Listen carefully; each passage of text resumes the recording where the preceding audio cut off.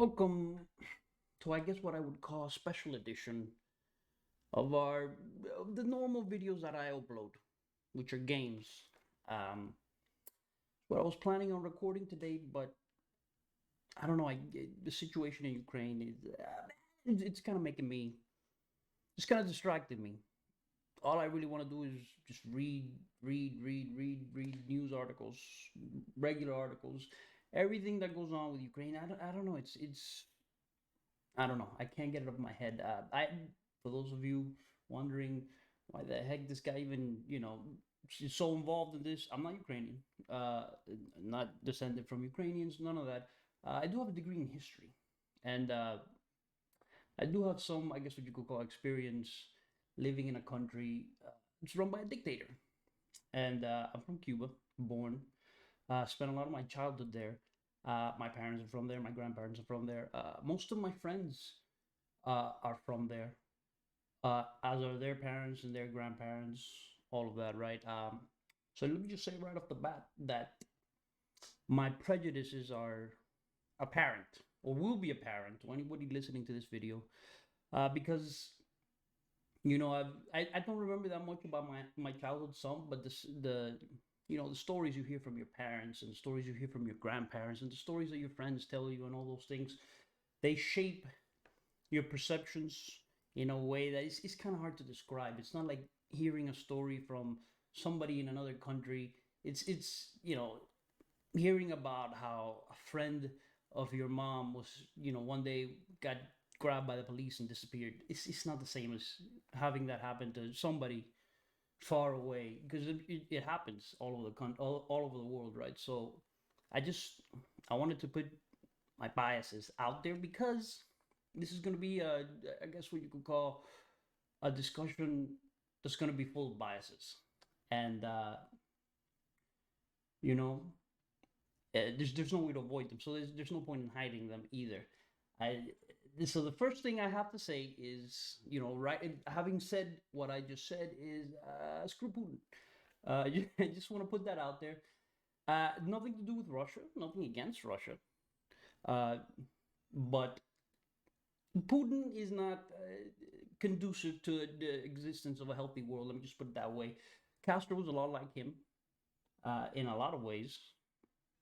He's a dictator. He might not call himself a dictator, but that's what he is. Uh, and if Putin wins in Ukraine, that would be terrible. Not just for the people of Ukraine, but terrible for the existence of a world where you don't live in the hands, in the grip of a dictator, because it is not pleasant. I assure you, it fucking sucks. But that's not what I want to talk about. That's just me revealing my own personal biases, so that when I say things, from what position they're coming from. All right, what I wanted to talk about is what's happening in Ukraine, and sort of like I've read over the last 3 or 4 days. I've read everything that I can get my hands on in Ukraine. I basically have not slept. Well, I slept yesterday, but I had not slept for a couple days prior to that, because I was so, I don't know what's the right word, enthralled maybe by what was going on.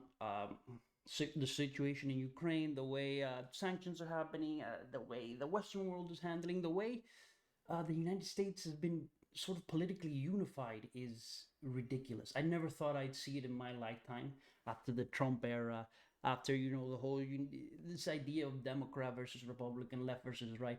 I never thought I see this kind of unification in my lifetime, and it's incredible. Putin, this it's what that it's what uh, somebody like I remember an article reading that this somebody was talking with their wife. It was like a senator or a congressman or a councilman somewhere. He was talking with his wife, and he said that Biden had done a great job of uniting the West, and then his wife responded, "Putin has done a great job of uniting the West," and it couldn't be any more true. Could Putin has sort of catalyzed the whole of the Western world into a ball that's like this, and just countries like Sweden and Finland are talking about joining NATO. That's this kind of thing that, like, you're thinking to yourself, and you're thinking, a week ago, 2 weeks ago, 3 weeks ago, this would have been not a week ago. So invasion already started a week ago, but like 3, 4, 5 weeks ago, if you ask somebody in Sweden, or a leader, somebody, a person in a position of leadership in Sweden, whether they would consider joining NATO, they probably would have said no way.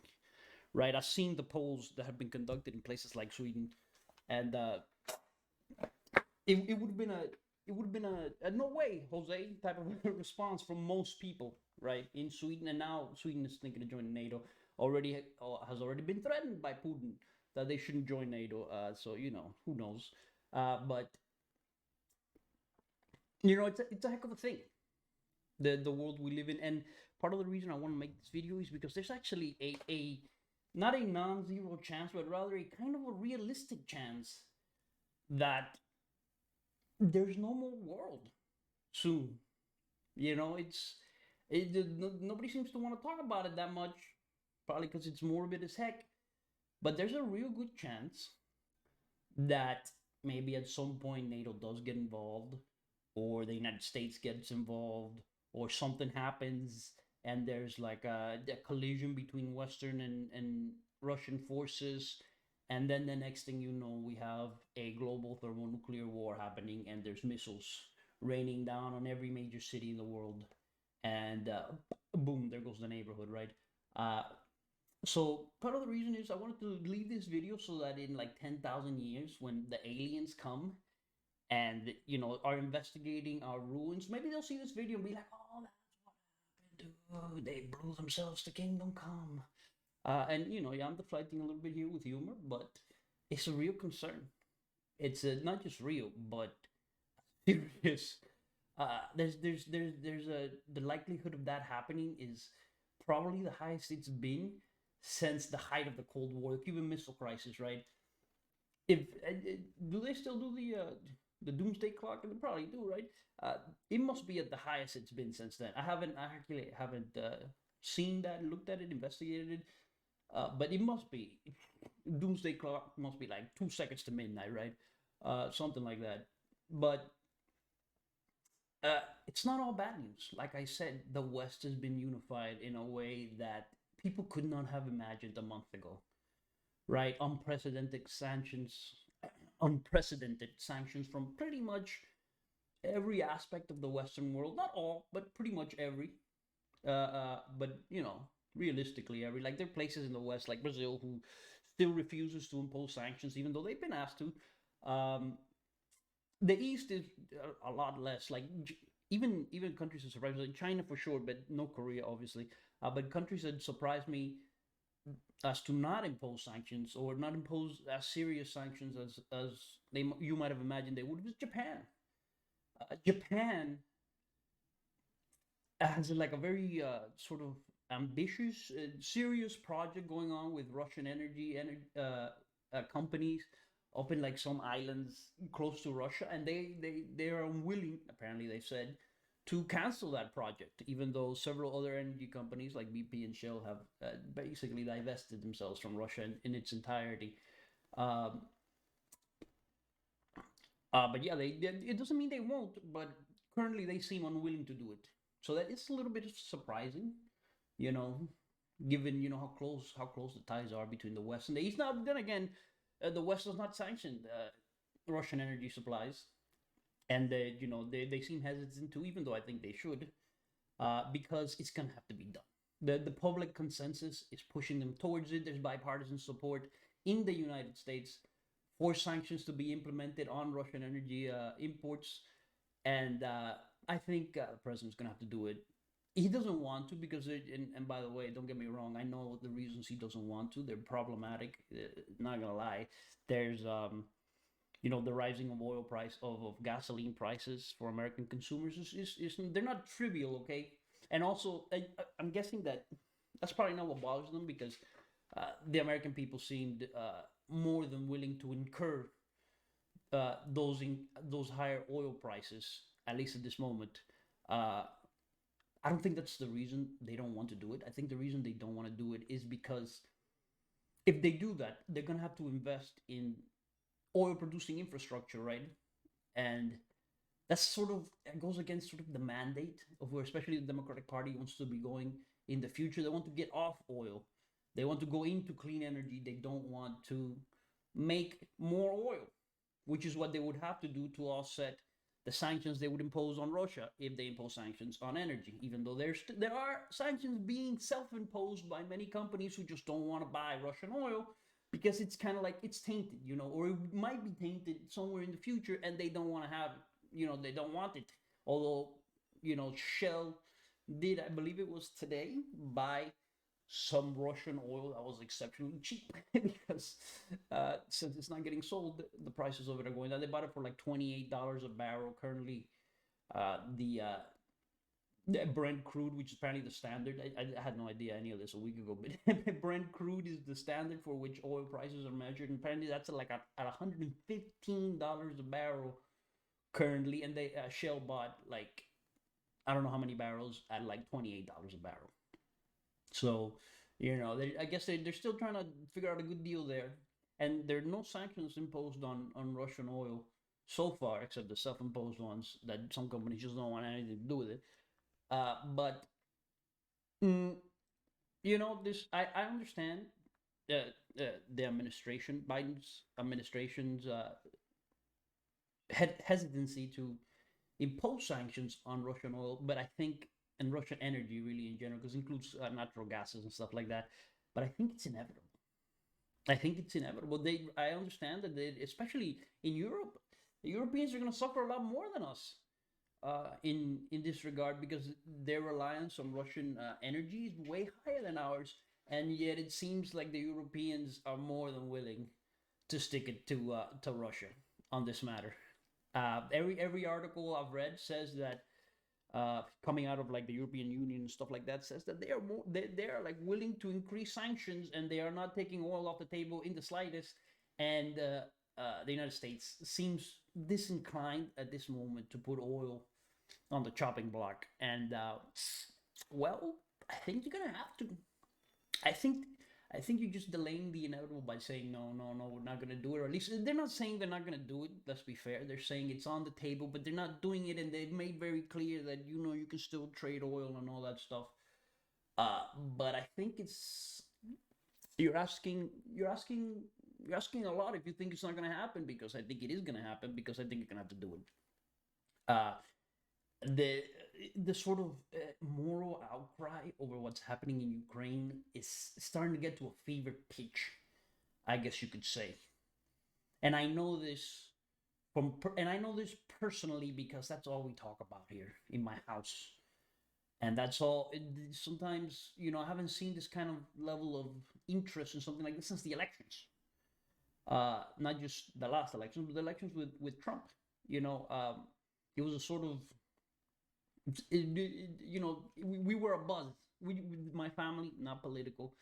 My family, not really. All we care about is getting away from a country with a dictatorship on it, which you think would make us political, but I guess decades of living under, in a place where being political was not really a good idea, because either you were a communist or you shut your trap, because if they knew you weren't a communist, they might come get you at night, or they might arrest you, or something like that. And by the way, when they come get you at night, it's not to arrest you; it's to disappear your ass. My parents knew people who were disappeared. Okay, so it's not a like a maybe in case, no, it's like a for sure stuff that for sure happened, at least in Cuba. Um, so my family and a lot of the people I know sort of kind of learned to be apolitical, at least outwardly, publicly. Um, but my family has never really been that political, and neither have I. And I still don't consider myself particularly political. But the situation in Ukraine is different. It's not a question of politics. I think it's a question of I don't want to use the terms right and wrong, because there's always two sides to every story. But the Russian story in Ukraine seems very wrong, right? You never know how history is going to shake you out. But it's they're going to Ukraine. I saw an article today that just, I guess you could say, hit home. Maybe that's part of the reason I'm making this video today as opposed to yesterday or the day before. Um, Kids, sick kids, terminally ill kids were moving we're being like put in a bus and taken out of uh, a city with a Ukrainian name that I can't really pronounce. It started with like, hey, one of the major cities, the only major city that Russia's taken so far. They were being put in a bus and driven out of the city to not just to another city, to another country. That's maybe hundreds of miles away. And my own personal experience. I had cancer when I was 12, and I spent a lot of time in the hospital.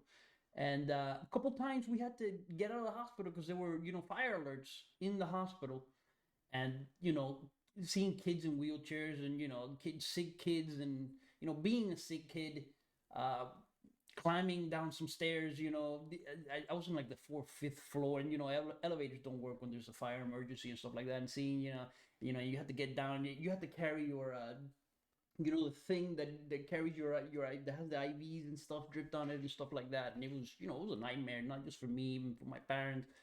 My mom usually was there, or for the people around me. It's just a general nightmare. I can't even imagine. I can't imagine how kids with cancer or something else terrible that they have are going to be put on buses, you know, driven through a war zone into another country to then get medical attention there in that other country. It's unimaginable to me, and I saw the picture and the article today, and I was like, this is messed up. There's no other way to describe it. This is messed the f up, Mr. Putin. Okay, you have, in fear of something that doesn't even make sense for you to be afraid of, NATO, a defensive alliance, literally a defensive alliance, right? Article 5 of NATO says an attack on a member nation of NATO has to be treated as an attack on all member nations. An attack on, you understand, dude? An attack on, not an attack by, an attack on, which means if the United States were to declare war on Russia tomorrow for whatever reason, or declare war on any other country for whatever reason, NATO doesn't get involved because of, if you, let's say, the fears that Putin has that Ukraine's gonna join NATO. If Ukraine the day after that says, we're gonna, that's the moment, we're gonna go and we're gonna get Russia, we're gonna go, attack Russia, and NATO's gonna be forced to support us because we're in the alliance. That's not how it works. NATO wouldn't be forced to support jack shit because the alliance is defensive, right? Uh, it doesn't include it within the confines of that alliance. Is not included this idea that you will attack somebody else and then NATO's going to come, and help you out because you're a member of NATO. It's not how it works. So Putin, which is like his stated sort of reason for war here, his casus belli, if you will, is that he's afraid that Ukraine will join NATO, which he was planning to do, by the way, seemingly. I think it was also planning to go into the European Union, or did go into the European Union. I don't remember the article that I read, but okay, so Ukraine joins NATO, and Putin attacks Ukraine because he's afraid of having NATO on his border. But so what? It doesn't matter if NATO's on your border because NATO cannot attack as an entity. It can only defend as an entity. You understand how this works, my mans? NATO cannot attack you. Ukraine might be able to attack you, or freaking Switzerland or whatever. But so, like, if Switzerland were to join NATO, which it's considering now, then so is Finland apparently, with 50, 60, 70 years of neutrality, and Putin, in his, I don't know if it's stupidity or insanity, thinks that somehow attacking Ukraine is going to preempt this. No, it's going to cause, it's going to cause what you're afraid of causing by doing this, my mans. And that's assuming that it's true. I don't believe it. My experience with dictators is that the reasons they do things are never true. If they say X, you can bet your ass that they mean Y. My parents' experience really, but the horror stories are about as universal as they come amongst all Cubans that live here, at least. And the ones that I've met, things that it would be hard for an American to really imagine the things that people who lived directly under a dictatorship, not necessarily a communist one. The people of Russia don't live in a communist dictatorship. It's just a dictatorship, but dictatorships are dictatorships. They have common threads, and dictators tend to be very similar in their mentality to other dictators, right? And Fidel Castro, we call him Fidel. Uh, it wasn't any different. He would stand in front of a pulpit, give hour long, uh, discourses, and blaming everything on somebody else. Oh, the reason we're starving is because the Americans are being mean to us. So the reason this happened is because of the Yankee terrorists or whatever the fuck. It was never his fault. It was never a fault of his own policies. It was never a fault of his own implementations. It was never a fault of, if anybody said anything, you got silenced, you got arrested, you got disappeared, you got shot.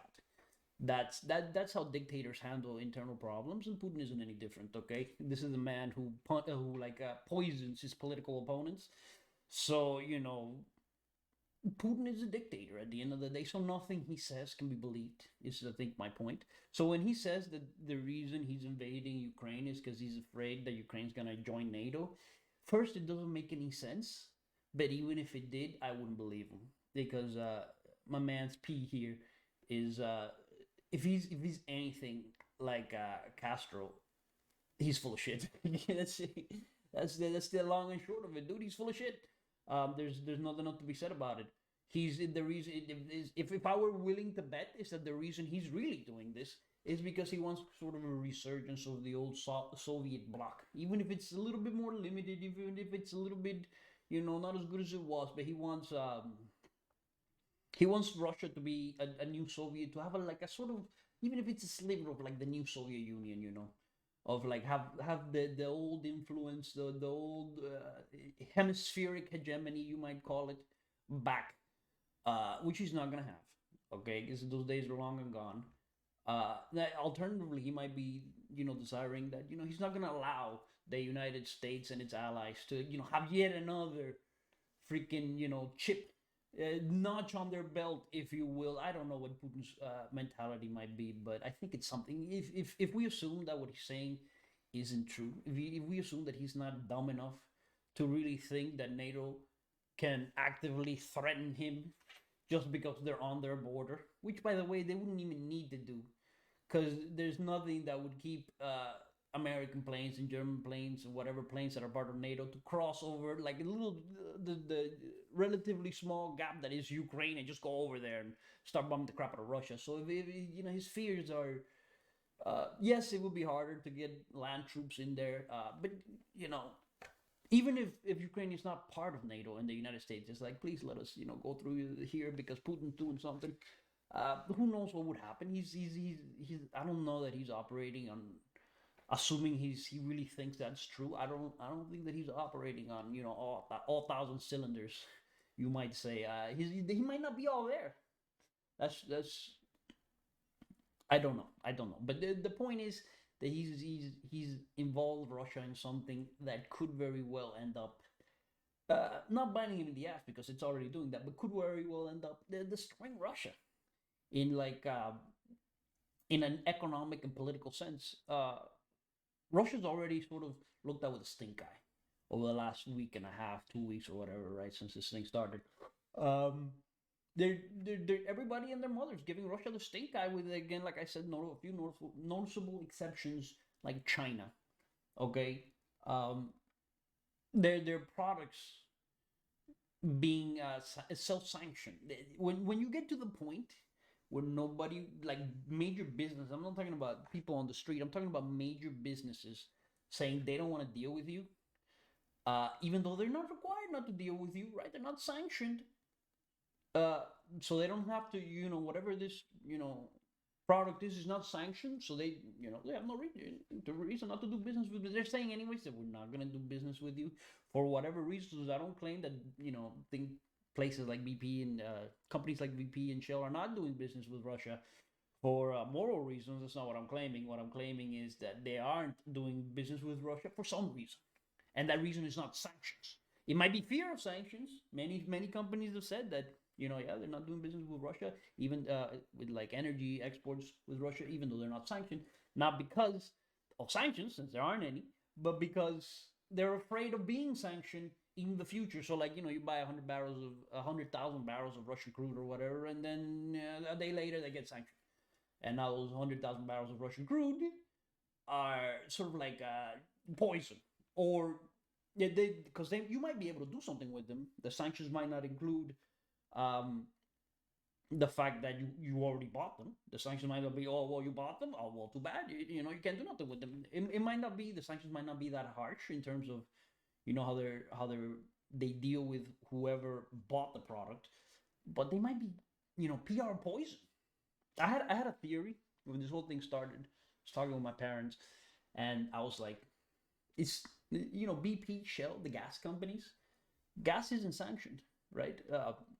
Uh, Oil isn't sanctioned. Gasoline and its byproducts are not sanctioned. So why are BP and Shell and Exxon and whoever the heck other oil companies have, like, basically self-sanctioned with Russia? The stuff with Russia. Why are they like some of the first companies who are like, we're not going to do business with them? My theory was, they need the good PR. BP is widely known as the company, that's one of the largest oil spills in the ocean in history. So maybe that's the case. They want to be able to say, oh, dude, we were the first ones to pull out of Russia. Even before they were sanctioned, there weren't any sanctions on Russian petroleum. We pulled out. We said no. So maybe that's the case. They want to be able to chalk one up for the good guy column since they have so many on the bad guy column. I don't know, but the end result is that people are self-sanctioning. I guess that is the term I've heard used. Companies are self-sanctioning. Individuals are basically self-sanctioning, right? There's protests and talk of boycotts and stuff like that. Even for things that are not really Russian, like Smirnoff, dude. Smirnoff is getting boycotted. Smirnoff isn't Russian. It's made in the United States and it's owned by British people. It's not Russian. It has like a Russian name. I don't even know why it has a. Maybe it was eventually Russian, originally Russian. But it's not Russian now. Uh, and yeah, they take him out. They take him out of bars. Smirnoffs. They've been taken out of bars. Nothing to do with Russia. Uh, as far as I know. As far as I've read. So anything I could be wrong. Anything I say here could be completely wrong. Look at the title of this video. The video's being recorded, but I know what the title is. The places like in Pittsburgh and other places, people are boycotting Lukoil gas stations. A lot of those gas stations are not owned by Russians. They're owned by regular people on the street, business owners. Nothing to do with Russia. But the name alone, and yes, I guess technically some of the money they spent on those gas stations will end up in Russian pockets. But really, it's people working there, Americans, the owners, who are suffering from like any boycotts that happen, which are, by the way, are not significant. They're kind of minimal, but still something. The point is that there are people who are willing to this mentality that Russia and Russian stuff is poisonous. This is toxic. I don't want to touch that because it's Russian. And Russians are conducting a war in Ukraine, and I don't want to help them. I don't want to in any way, shape, or form. I don't want to help them, and I can understand it. I can understand the mentality behind something like that because I'm kind of feeling it. I'm not immune to this kind of thing, even though I consider myself relatively detached person, I guess you could say, and relatively unemotional, especially when it comes to something like this, and some grand stuff on the political scale and the grand strategy level of stuff. But Russia has, I should say, basically poisoned itself to the world at large, in the minds of the world at large, especially the Western world, and has sort of single-handedly done what probably a lot of people would have thought impossible. It's impossible for Russia. There's nothing anybody can do to like unify the Republican and Democratic Party. Biden tried a sort of a policy of unification, of forgive and forget, I guess you could say, and it didn't really seem to be working. Republicans were still, sort of staunchly opposed, you could say, to sort of working with the Democrats or working with Biden.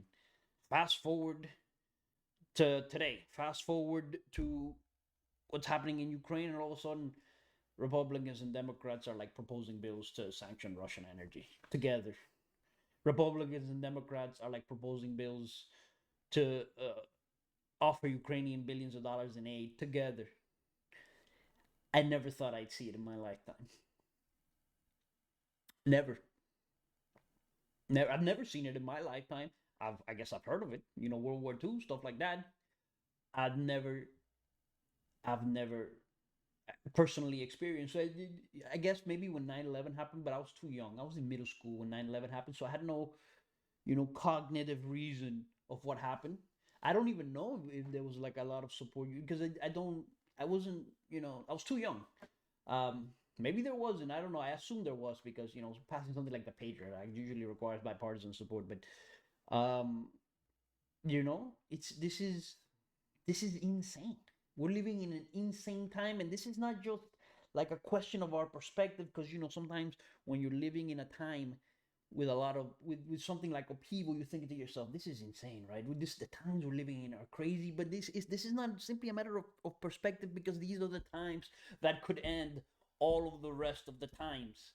There could be no more times after this for the goddamn human race. This could be we could be living through what I guess people will call the beginning of the end. And I don't want to get morbid because I'm not a morbid sort of person, but that's for real, for real. That's like that's a possibility that is eminently plausible, and I guess depending on who you ask, even maybe likely. Nobody can see the future as far as I know. I guess it's possible. There are people out there who could see the future, but I don't know those people, and it's possible. It's not just possible, but some people might say likely, depending on how much of a pessimist you are. Which I'm a little bit. I am a little bit of a pessimist. I will admit. I'm not going to say that it's likely that we nuke ourselves to kingdom come at this moment, but the possibility is significantly higher than anything I would like to live through. Let me just put it that way. A month ago, I wouldn't have said, well, in the very near future, somebody had told me in the very near future you will be living through a period in human history where a lot of people were thinking to themselves, this is the moment we're gonna get ourselves nuked. A month ago I wouldn't be thinking these thoughts. Uh, and it's scary. It's scary. To think that tomorrow I might wake up and I look up at the sky outside and suddenly it's full of like bright lights and noises and you know I don't know what a nuclear missile sounds like, but it's just a scary thought. Or that you might it'll be the last days on Earth, and it's scary not just because it's gonna happen to you. It's scary because that's scary enough, right? What the Ukrainians are living with in Ukraine, thinking that tomorrow might be the last day I live. That's scary enough, but thinking tomorrow might be the last day any human beings on planet Earth, or the vast overwhelming majority of human beings on planet Earth, will be the last day for all of them. That's a scary thought on just a completely different level.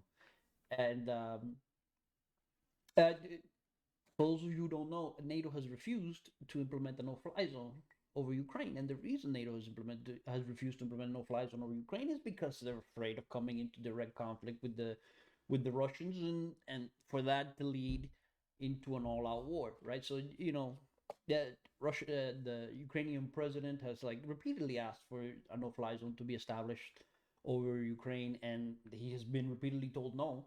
And United Nations, not United Nations, NATO Secretary General has said that this is not even being considered.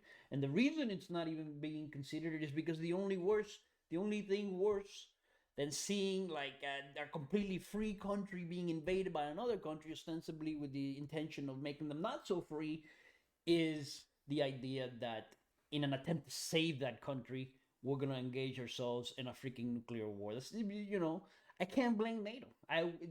On part of me says, we should get in there and we should give these Russians the ass kicking they so obviously asking for.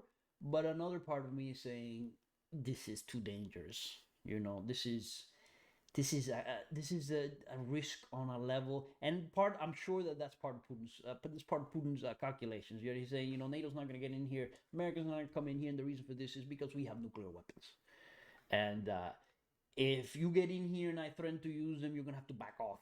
And if you get in here and I threaten to use them and you don't back off, then I'm going to be forced, just to save face, I'm going to be forced to do something about uh, the threat I just made. And I think that's exactly what NATO and no member of NATO wants to get involved in.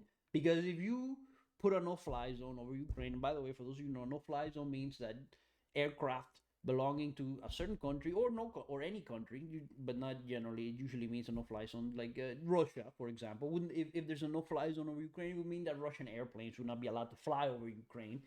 And if Russian airplanes try to fly over Ukraine, then in order to enforce the no-fly zone, whoever placed the no-fly zone will be forced to fire at the whoever's violating the no-fly zone. And if American jets or German jets or whatever jets fire at Russian jets, or if ground defenses fire at Russian jets or something like that, it's gonna cause Russia most likely to interpret that as a declaration of war, and then what's gonna happen after that? Russia declares war on NATO or on the West or America, on the United States or Germany or France or whoever, or all of them, or all of them together individually. It doesn't matter. They're gonna have to declare war back, and then there's gonna be a ground conflict in which if there's any indication at all from what's going on currently in Ukraine, the Russians are gonna get their asses kicked. Okay, because they can barely contend with the Ukrainians. They're definitely not going to be able to contend with the entirety of Allied forces together. Uh, Marching into Ukraine, Allied air support, all of they won't be able to. Not even in their best day would they be able to contend with something. Nobody can contend with something like that, right? Because you got like 30 countries simultaneously attacking you. Nobody can contend with something like that, right? So they're gonna start push back. They're gonna start to lose, and if that happens, and Putin decides he's gonna threaten the nuclear option, if NATO and its allies, NATO is a conglomeration of allies, but if the allied countries of NATO don't get out of Ukraine, and he threatens this, what choice does that leave those allied countries? Right at that point, they have two choices: ignore him, call his bluff, in a matter of speaking, or back off. And backing off will be the worst possible thing you could do, because if you back off, you're gonna open the door for Russia to do this again, for somebody like China to go into Taiwan and do the same thing Russia did. Other countries to open the door. Anybody with a nuclear arsenal is gonna be like, oh well, it's open season now. All we gotta do is threaten to use them, and people will back off. In order to prevent that, uh, NATO would have to not back off. And if NATO doesn't back off when Putin threatens nuclear war, then now the ball is in Putin's court. And that's the worst possible place you want a ball in, okay? You do not want a ball in Putin's court, because now he's going to be forced. He's going to be forced to do one of two things: either back off himself and lose, face, credibility, all of that in front of the international community, just in a manner in which from which there is no recovery, right? No threat Russia ever makes after that will have any force, no weight, no, it'll be, it will be destroyed in its entirety, politically speaking, if Putin backs off. And I'm sure that's the way he thinks of it. uh so and his other option is press the button. One man, remember, in the United States and here, given because of the nature of nuclear weapons, one man controls the button. And Putin definitely controls the button alone in Russia. Which means if he says he doesn't give a shit that he's gonna destroy the world, maybe being a little bit not there, uh, he's gonna destroy the world. If he presses that button, and he launches those missiles, and nobody stops him. There's always a possibility, but can you really bank on that? There's always a possibility that the guys next to him, they see him, he's about to press the button, and one of them pulls out a gun and just shoots him in the back of the head, or just stops him, just physically removes the device from his hands and says, "Mr. President, you're not gonna do this."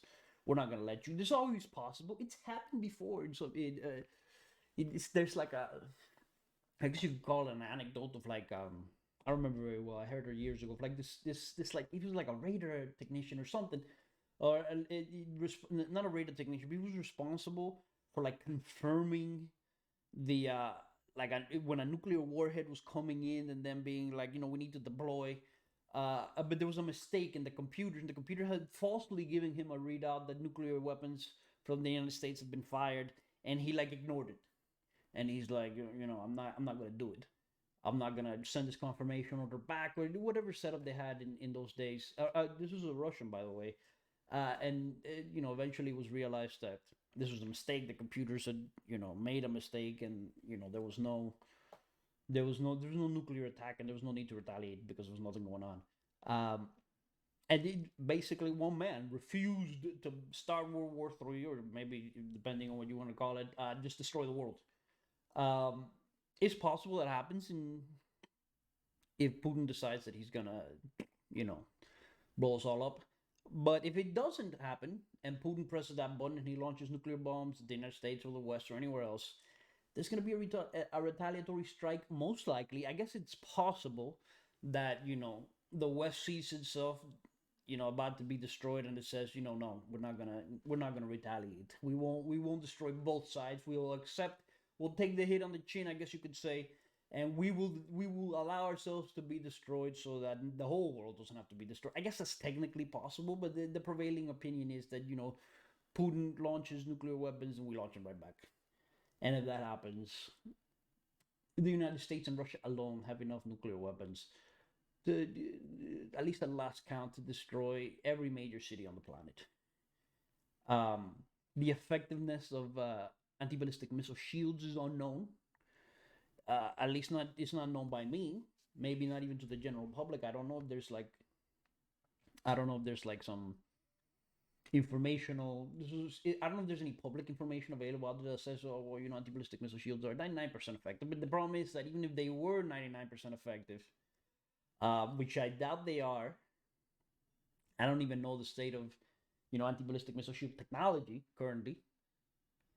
Um, Even if they were 99% effective, let's there would still be enough nuclear bombs in the arsenal of either country, both Russia and the United States, to make it so that even the 99% effectiveness rate in anti-ballistic missile shield technology would still be almost entirely lethal to any nation that was bombarded with nuclear weapons. Even if they could shoot 99 out of 100 missiles out of the sky, the one in 100 that lands, there would still be so many that those ones in 100 would still wipe out every major city on both sides. So at least that's what I've read. That's the again, not an expert. Look at the dude. Look at the title. I'm not an expert.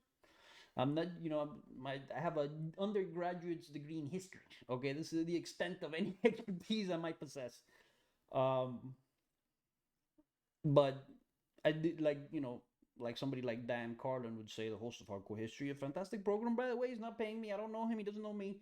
But you should check it out because it's great. As he might say, I'm a fan of history. That's all I am. I like history. I like to read it. I like podcasts, programs, documentaries, etc., etc. Um, but that's it. The extent of my formal education in history ends at a bachelor's degree. Um, but the way I see it from my very limited perspective is this the times that we're living in. First of all, if we survive, they're going to change the face of the world, geopolitically speaking.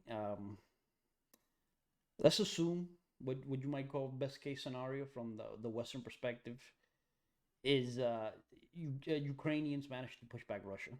Russia pulls back out of Ukraine choiceless because they lost, because the Ukrainians hand them their ass, and basically they're embarrassed for the rest of the time, essentially. And probably at that point, unless you get somebody even more bellicose than Putin entering the scene, Russia basically ceases to be a threat. Or unless Putin, seeing himself lose to Ukraine, decides he's gonna push the nuclear button anyways with no NATO interference of any kind, anyways.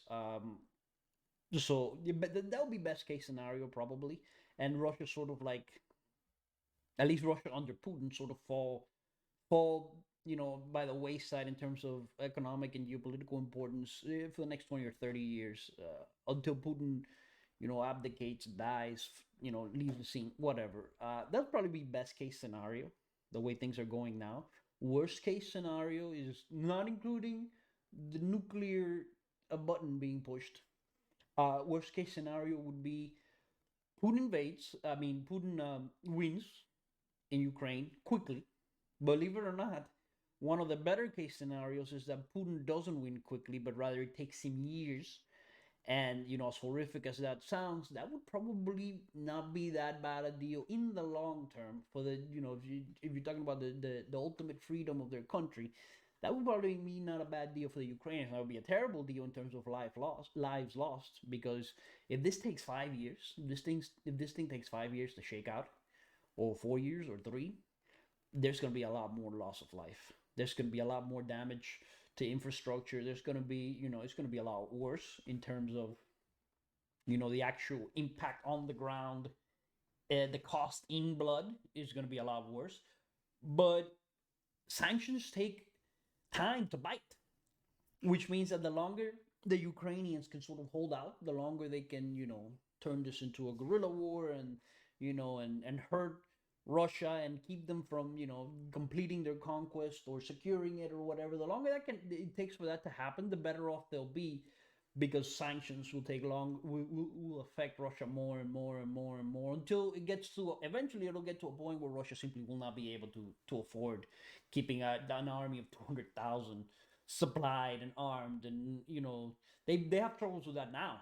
It's part of the problem. It's part of the reason. So the invasion is taking so long. They have trouble with that now. They have trouble with supplies and logistics and stuff like that now. So the longer the Ukrainians can hold out, the better they'll be off from a certain sense. The better the rest of the world will be for sure, but the better they'll be off, but only from a certain sense. In another sense, they'll be way worse. They'll be in terms of lives lost, it'll be much better if in the next week this ends. Russia wins, but that's a bad scenario for not just the United States, but for the West and its allies, and for Ukraine. If Russia just they get their act together, and a week from now, 2 weeks from now, the war's over. They've taken Kiev. I know Kiev is the Russian pronunciation, and Kiev is like the Ukrainian one. They take it. I'm a little bit old, so in my mind, it's still Kiev. But if Russia wins in 2-3 weeks from now, or a week from now, or whatever, that probably better for Ukraine. I'll be honest. In terms of manpower, of the cost of this thing, it will be better for Ukraine than if this takes 3 years. It will be better for the lives, so the people who live there, in terms of their physical security, not in any other terms, but in terms of their physical security.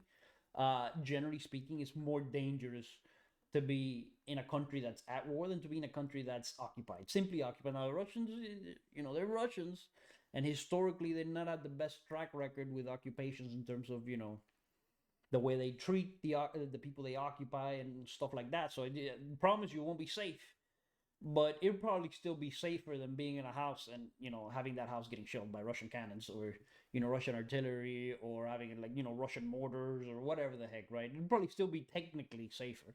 Now, you might rather be in a house that's getting shelled by Russian artillery rather than in a Russian gulag because you said something that the Russians didn't like.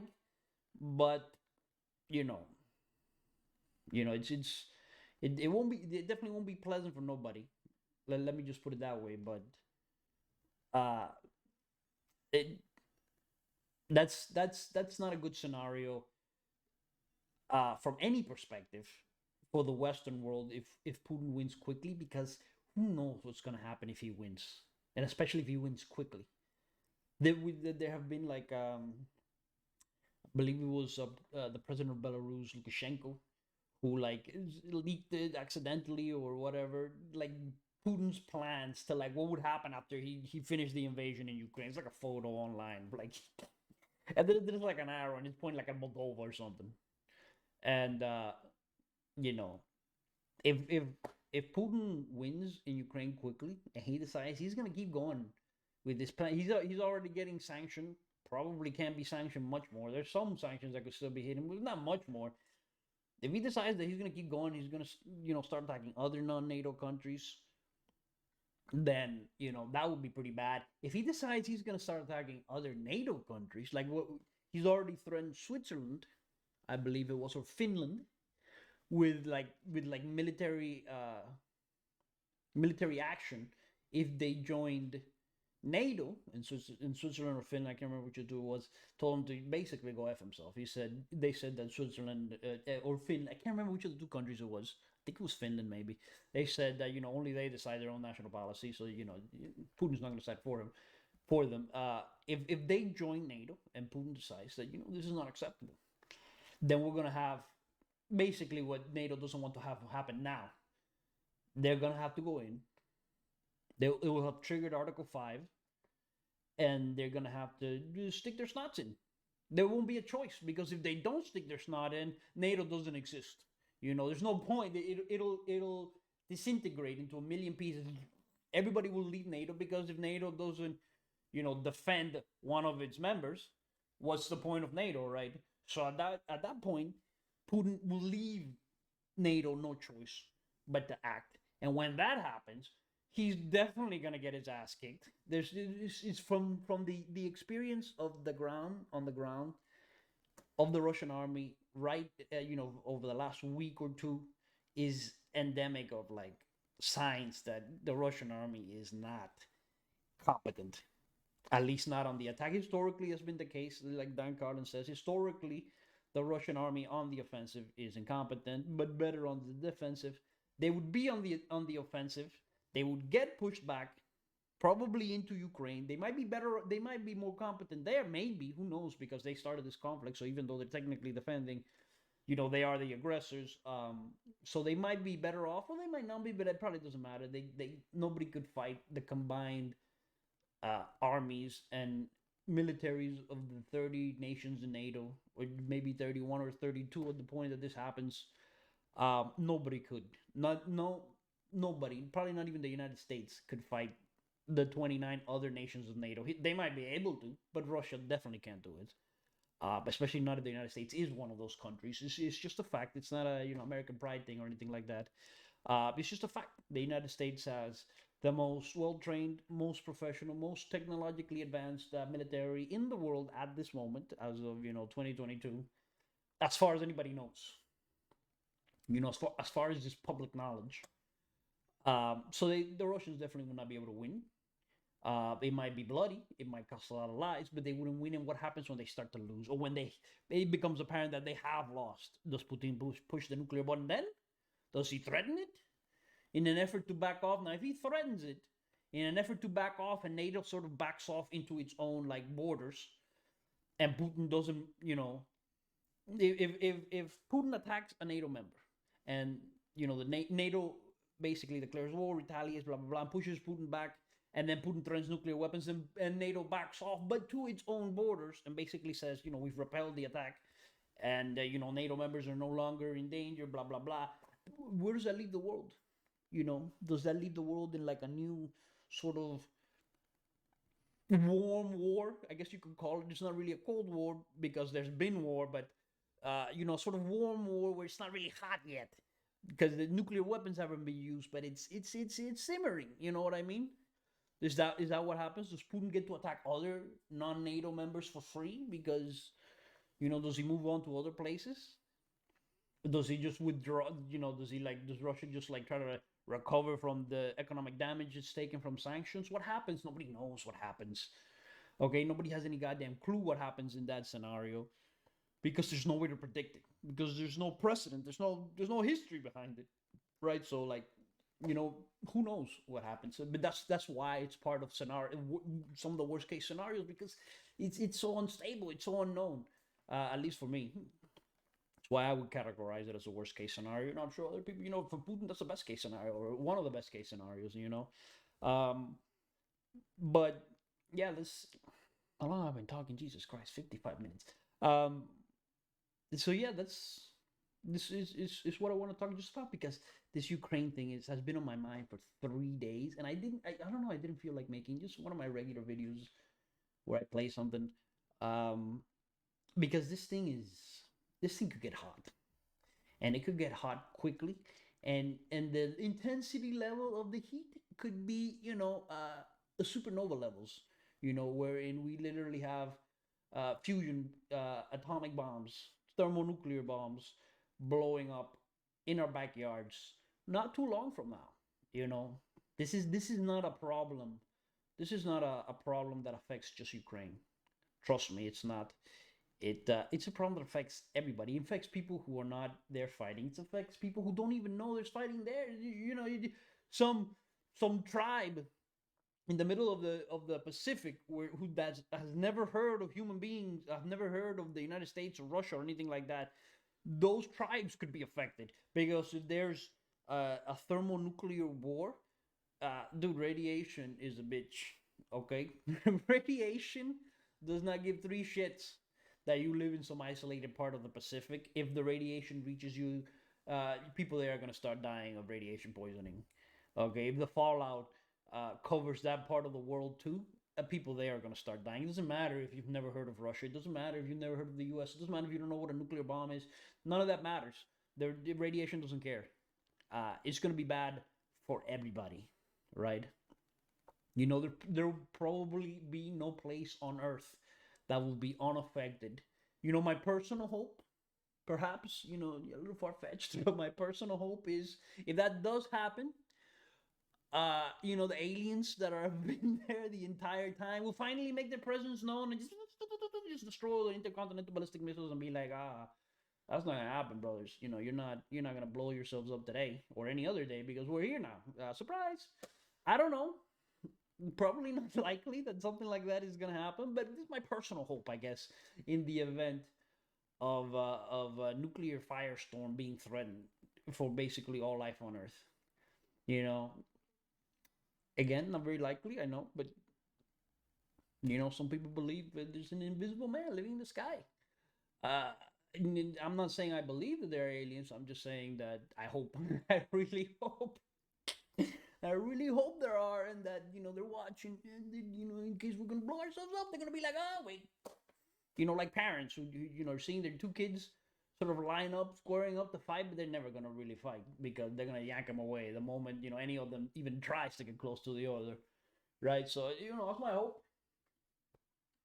That's my hope, but hope is kind of like it's kind of like a last ditch effort, because when you don't got anything else, you have hope, right? And if it comes to that, if it comes to a nuclear exchange between United States and Russia, or NATO and Russia, um, hope is all we're gonna have. We're not Once that starts. There's no. I mean, I guess there are abort codes. I guess somebody could change their mind in the 10 to 15 minutes or whatever it is that the ballistic missiles take to cross. Uh, but man, like, who's gonna push the abort button first? Is that what you're banking on? You banking on the other side pushing the abort button first? Because let me tell you, that's a heck of a gamble. I wouldn't. Man, that leaves me dizzy just thinking about it. Thinking about that, I'm basically banking the future of the entire planet here on who blinks first. Playing a game of chicken, and what if I blink first and then the other guy doesn't blink at all? You know, it's it's a doozy. It's a doozy. I'm not gonna lie. Just thinking about it is nerve wracking. And that's if you even believe that's possible, because you know you might be thinking, if you're a little bit more cynical than me, and I'm already pretty cynical, but all you need to be is a little bit more cynical than me, and you're thinking to yourself, there's no way that's gonna happen. If there's a full-on nuclear exchange, things have gotten to the point where uh, everybody's biting it. There's no there's no hope for aborts at the last second. There's no obviously nobody knows because it's never happened. But some people might be like, that's nonsense. That's not realistic to hope for at all. And that might be the case. I don't know. Who knows? Nobody knows. So this is part of the problem. We're in. It's been said before, especially in recent days, but we're in uncharted waters.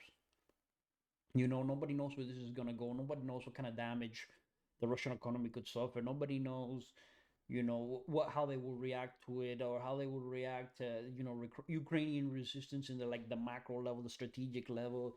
Nobody knows.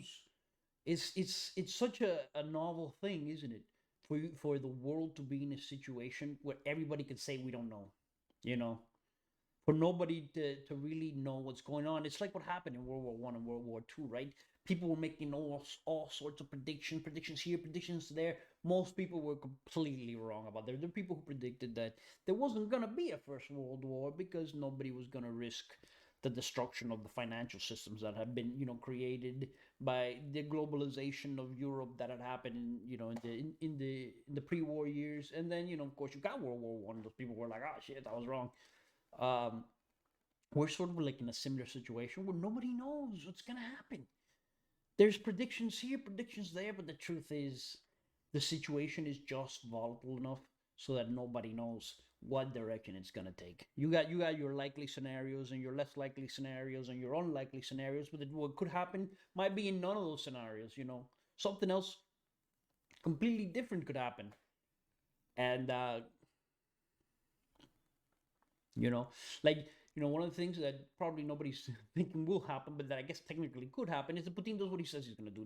That he says he's going to not occupy Ukraine after he finishes after the invasion is over. And that his goal is just to denazify Ukraine and demilitarize it. And then one of the most unlikely scenarios, but something that nobody expects to happen, but I guess technically could happen, is that he does exactly that. That he invades Ukraine, wins the war, and then just leaves. And then just leaves the Ukrainians, to their own devices after he feels confident that he's sufficiently demilitarized them or whatever. Um, Nobody really expects that to happen, but I guess technically it could. This is Putin's like stated intentions. I guess it's possible he keeps his word. It's not very likely, but it certainly, I guess, falls within the realm of what Mulder would have called the realm of extreme possibility. I guess technically, I wouldn't bank on it though. If I were Ukraine, or if I were any other member of the world nations, I would not bank on Putin doing any of this. But it's there. It's something to think about. And well, I'm gonna end this video. I don't even know why I made it. To be honest, I don't even know if I'll upload it. I may or I may not. If I do upload it, it'll be right now, like 5 in the morning. I've not slept very well, or rather, my sleeping arrangement schedule has been a little messed up. Although that's pretty normal for me, but um, I get into start reading the news, start reading articles, start reading this. I was on understandingwar.org last night. I was reading an article or an essay. It was pretty long, so it couldn't have been just merely an article. Like Putin's mentality, or at least what the author thought, was Putin's mentality just going into this conflict, right? And the actual sort of background for this started in the 1990s, in the early 1990s, right, with the fall of the Soviet Union and stuff like that. And it was, if this article is accurate, I mean, the way his mind works is insane. Just talking about like a multipolar world. His desire is to create a multipolar world that sort of shatters American hegemony over the world or whatever. And like you know and this is the reason why he wants to intervene in NATO, in Ukraine, because he's afraid that Ukraine joining NATO is like a sort of expansion of this American hegemonic state that is being created over here. And it's like it's insane, but it was enlightening. It was a very interesting read. But the point is that I've been doing things like that for like the last 3 days, and I don't really know why. I don't really understand. Putin already invaded Crimea, and it wasn't made. I don't know how to put it, but it didn't grab the public attention like this has. And I don't really know why. Why did why did why has Ukraine become such a focal point, but not the Crimea, or not whatever place Putin invaded before that? I don't remember what it was. Um, why didn't when Putin invaded the Crimea and annexed it? Why wasn't the Western world like, oh, what the hell? Oh, we're putting sanctions all over the place, dude. You're getting yourself sanctioned up the wazoo, and people, everyday people on the street are in arms, basically. With what Russia's doing, and it's not. Why wasn't the case in during the Crimean? Why? I don't know. I don't understand. I don't even understand it. I don't understand why I am so impacted by this myself. Like, why wasn't I impacted by this as much when it was in the Crimea? It's like I don't really understand it, but that's the reality of the world we live in right now. It's that for some reason, somehow, some way, this is sort of galvanized the Western world, especially, but a lot of the world, into like a sort of like extremely pro-Ukrainian, anti-Russian stance, and like instantly. Not over the course of months and years, as the death toll rose and things got worse and worse progressively in Ukraine. No, it happened in the blink of an eye. Just everybody's all of a sudden mad as heck that Russia's invaded Ukraine, but mad as heck. And I don't know. There are other places that have sort of suffered this sort of had this treatment done to them by other countries.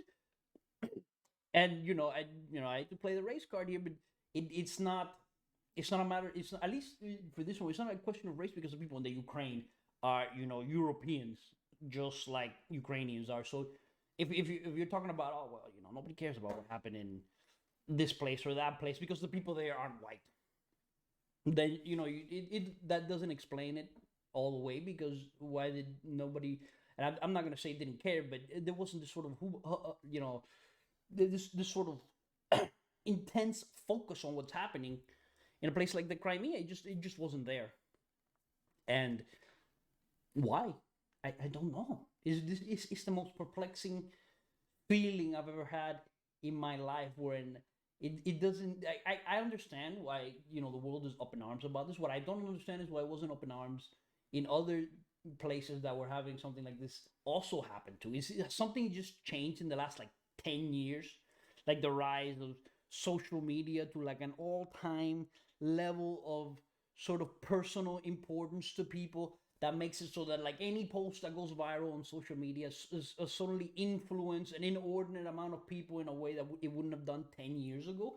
Maybe that's the reason. I don't know. It would make a good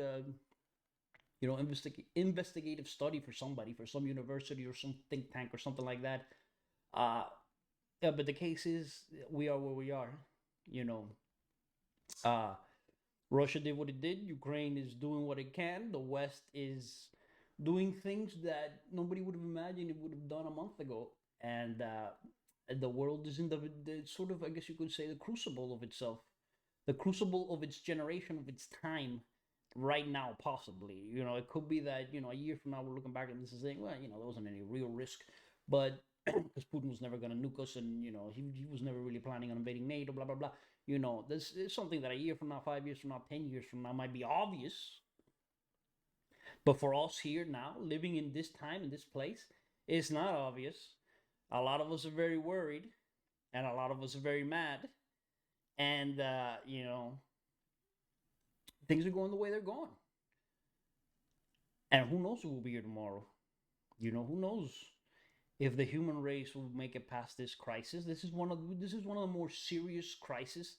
It's kind of like I feel like it's kind of like on the level of what the Cuban Missile Crisis would have been like to the people who lived it at that time. Where, you know, in the span of a very short amount of time, the futures will be decided here, not just future of one country or two countries or 10 countries. The futures of every country, the futures of every people's, really, will be decided, and possibly be decided, I guess I should say, in the next week, month, year.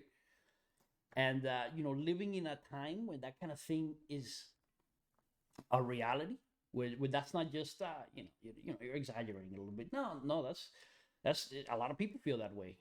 And I think justifiably so. Living in a time that has that sort of mentality, is scary. It's a little frightening to realize that you are living in that time, in that place, and that the things that you are doing, your actions, now even the actions of just a random person on the street could be, I'm not going to say they're going to decide the fate of world history, but could be your last actions. Could be the last thing you ever do. Just walking around, mind your own business, boom, next thing you know, everybody dead. That makes it gives you a feeling that what you're doing right now is important, no matter what it is you're doing, because it could be the last thing you do, and as a result, it feels more impactful. It has a meaning that it might not have had a month ago, or it might not have had a year, or might not have a year from now. It makes you think about things in a different light, and I guess that's part of the reason why I made this video in the first place. Um, because I don't know. I guess part of it is catharsis. I wanted to get it off my chest. But yeah, I hope you found it informative. I hope you didn't enjoy it, because it's not. I don't know. I didn't mean it for you to enjoy it. It's a little disturbing if you did. But you know, who am I? Nobody. But I think nobodies are something that you. It's something that we need to think about. Who's a nobody and who's not. It's frightening to think about the fact that the somebodies could be destroying the world tomorrow. And honestly, it makes me glad I'm a nobody right now, because that means I don't have my finger on any buttons. I don't have the responsibilities to decide whether my country is gonna get into a war or not that could precipitate the end of the human race. I don't have the responsibility of deciding whether we're gonna put a no-fly zone up over Ukraine or not. I don't have the responsibility of defending a country that's under aggression by another much larger, more powerful country. I am glad. We're living in a time that makes me glad I am a nobody. I don't have any of those kinds of weights and pressures under me, because I think if I did, I'd crack like a friggin' egg that you just rolled over with your car. Um, and I do not envy, and I cannot imagine the position of the people who are in these positions. I cannot imagine the weight on them. I cannot imagine, the thoughts they must have on a regular basis. Thoughts that probably drive me insane. I'm not afraid of telling you. I would. I think I would. They'd have to take me over to the asylum. Um, do asylums exist anymore? I know, like, mental hospitals. Do asylums in the traditional, creepy horror movie sense, they exist anymore? I have no idea. But the point is, I'm glad I'm not one of those people, because I would not. I don't think I would react well to it at all. Because if the effect this is having on me, somebody who is extremely detached from the situation, I'm not Ukrainian, I don't have family in Ukraine, I don't know anybody in Ukraine. As far as I know, I don't have any friends who are Ukrainian. If this is having the kind of effect on me, where I am constantly like looking at the news, looking at articles, looking at all kinds of, if that's having this kind of effect on me, I can only imagine the kind of effect it's having on people who are close to the situation. Um, I don't envy them. I do sympathize with them, but I don't envy them. And honestly, I hope we're all here tomorrow, and the day after that, and the week after that, and the month after that, and that whatever comes, this is not the last that the human race has to say on the matter of civilization and world governments and stuff like that. Because I think one of the worst things that could happen, well, the worst thing that could happen is that a human race doesn't survive, that we don't endure. I think we're unique enough, special enough, quite possibly, is my assumption, anyways, given the information I have at hand, that we deserve to survive, and the actions of a few should not condemn all of us. And I hope I'm right. And if I'm not, well, good luck to you all. We're gonna need it. If I'm not right, we're gonna need it.